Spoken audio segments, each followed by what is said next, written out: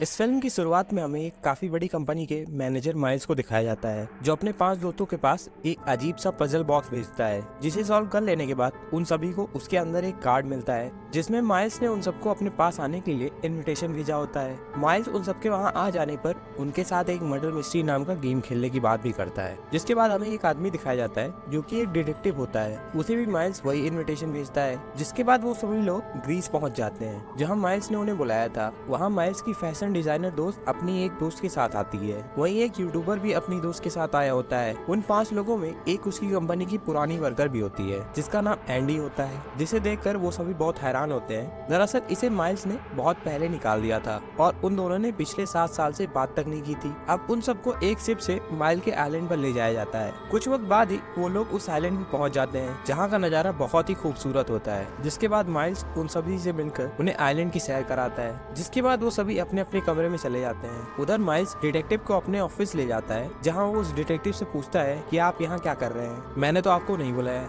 जिस पर वो डिटेक्टिव उसे बताता है कि ये इनविटेशन कार्ड उसी पजल बॉक्स के अंदर था जो तुमने मुझे भिजवाया था, या हो सकता है तुम्हारे किसी दोस्त ने मजाक में ये मुझे फिर से भेज दिया होगा।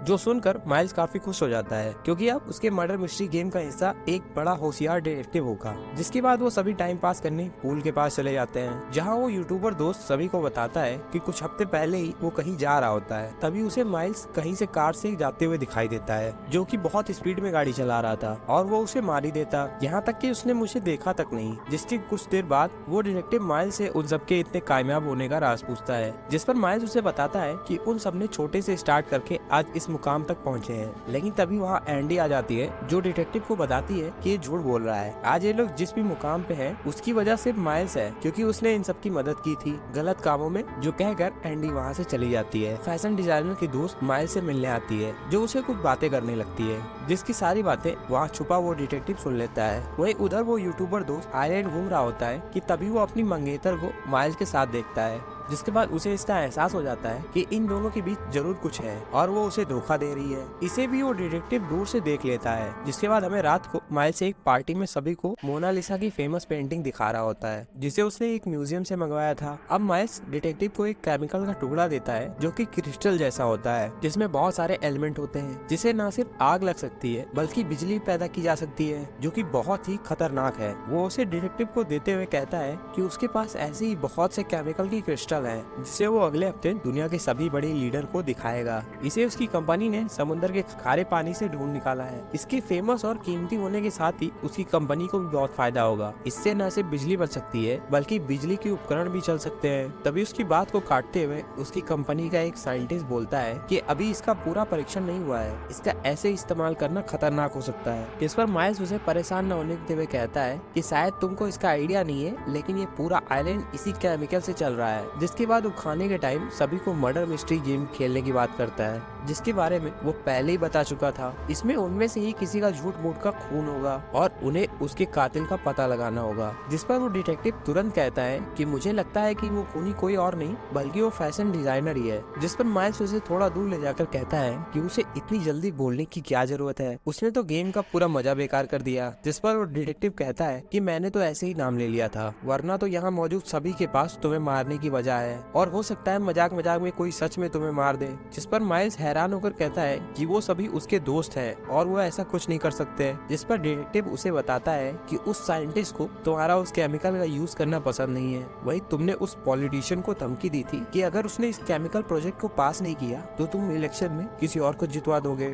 वही उस फैशन डिजाइनर और उसकी दोस्त को तुमने जबरदस्ती मीडिया के सामने झूठ बोलने को कहा था, जो कि उन्हें पसंद नहीं है। वही तुम्हारा उस यूट्यूबर दोस्त की मंगेतर के साथ भी अफेयर चल रहा है, जो कि उसे पता है। और रही तुम्हारी साथी एंडी की, तो तुम्हारी उससे पहले से ही नहीं बनती, इसलिए वो सभी किसी न किसी वजह से तुम्हारे दुश्मन बन गए हैं। जो सुनकर माइल्स उसे अपने दोस्तों की एक तस्वीर दिखाता है, जिसके नीचे एक रुमाल में पेन से कुछ लिखा होता है। जिस पर वो बताता है कि कंपनी शुरू करने का आइडिया उसने अकेले बैठकर बनाया है, और ग्लास अनियन नाम पर उसने इस आइलैंड का भी नाम रखा है। और ये वही रुमाल है जिस पर उसने बैठकर आइडिया लिखे थे, जिसे मैंने आज तक संभाल कर रखा है। उधर एंडी और उस यूट्यूबर दोस्त की किसी बात पर बहस क्रैश हो जाती है, जिससे एंडी वहाँ से चली जाती है। तभी माइल्स और डिटेक्टिव भी वहाँ आ जाते हैं। तभी उस यूट्यूबर के फोन पर कुछ नोटिफिकेशन आते हैं, जिसे देखकर वो काफी खुश हो जाता है और उसे माइल्स को दिखाता है, जिस पर वो खुश होकर उसे गले लगा लेता है और उसे अपना मुंह बंद रखने को कहता है। जिसके बाद वो सभी के सामने ये ऐलान करता है कि अब से उसका यूट्यूबर दोस्त कंपनी में एक बड़ी पोस्ट पर है, जिसे सुनकर वो यूट्यूबर दोस्त काफी खुश हो जाता है। इसी खुशी में माइल्स उसे एक ड्रिंक देता है, जिसे पीने के थोड़ी देर बाद ही उसकी सांस अटक जाने से थोड़ी देर बाद मौत हो जाती है,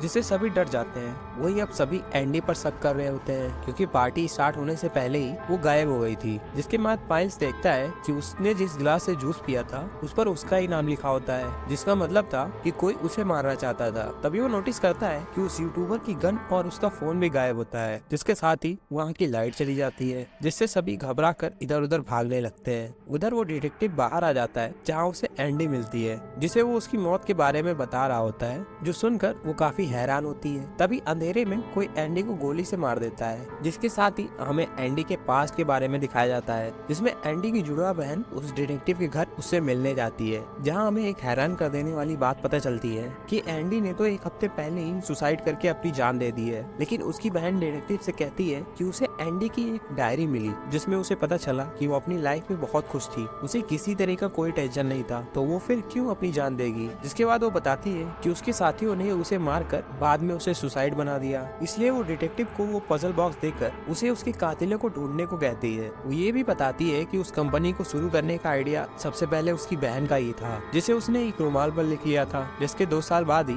उसमें उस केमिकल की गलत इस्तेमाल को लेकर एक बड़ा झगड़ा होता है, जिससे वो नहीं चाहती थी कि माइल्स इस्तेमाल करे, लेकिन कोर्ट में माइल्स ने अपने दोस्तों से झूठी गवाही दिलवाई। उधर एंडी के पास बस वही एक रुमाल था, जो कि अब चोरी हो गया था, जिसके कुछ वक्त बाद ही माइल्स ने वैसा ही एक रुमाल सबको दिखाया जैसा एंडी ने बनाया था, जिससे वो केस हार जाती है। कुछ दिन बाद उसे वो रुमाल मिल जाता है। एंडी उस रुमाल की कॉपीज बनाकर माइल्स को छोड़कर अपने सभी दोस्तों को बेचती है, जिससे ये साबित हो जाए कि ये आइडिया सबसे पहले एंडी का ही था। लेकिन अगले दिन ही उसकी मौत हो जाती है। वहीं वो असली रुमाल कहीं गायब हो गया था, जरूर उसके दोस्तों में से किसी ने उसका कत्ल किया है, इसलिए वो डिटेक्टिव से उसे ढूंढने को कहती है, जिस पर वो डिटेक्टिव उसे उसके साथ आइलैंड पर एंडी बनकर चलने को कहता है, ताकि वो उस कातिल को ढूंढ सके, ताकि वो एंडी बनकर वहाँ सबकी जासूसी कर सके। उस आइलैंड पर जासूसी करते हुए वो साइंटिस्ट और पॉलिटिशियन की बातें सुन लेती है। साइंटिस्ट उसे बता रहा होता है कि उस केमिकल का इस्तेमाल करने से उससे एक जहरीली गैस निकलती है, जो कि इंसानों के लिए काफी खतरनाक है। जिस पर पॉलिटिशियन उसे बताती है कि वो इस प्रोजेक्ट के खिलाफ है, लेकिन माइल्स ने उसे धमकी दी है, जिस वजह से वो मजबूर है। उधर फैशन डिजाइनर की जासूसी करते हुए उसे पता चलता है कि माइल्स उसे पैसे देने वाला था झूठी गवाही देने के लिए। वही यूट्यूबर के बारे में उसे पता चलता है कि वो जानबूझकर अपनी मंगेतर को उसके पास भेजा था, ताकि वो उसके जरिए माइल्स की कंपनी में एक बड़ी पोस्ट पर पहुंच सके। इसका मतलब वो सब माइल्स का साथ इसलिए दे रहे थे क्योंकि ऐसा करने से उन्हें कुछ न कुछ फायदा हो रहा था। वही जब एंडी की बहन उन सबकी जासूसी करने के बाद डिटेक्टिव के पास जा रही होती है, तो उसे वो पॉलिटिशियन और यूट्यूबर दोस्त मिलता है, जो उसे एंडी समझकर उससे बातें करने लगते हैं। वो कहते हैं कि तुमने जो रुमाल उन्हें भेजा था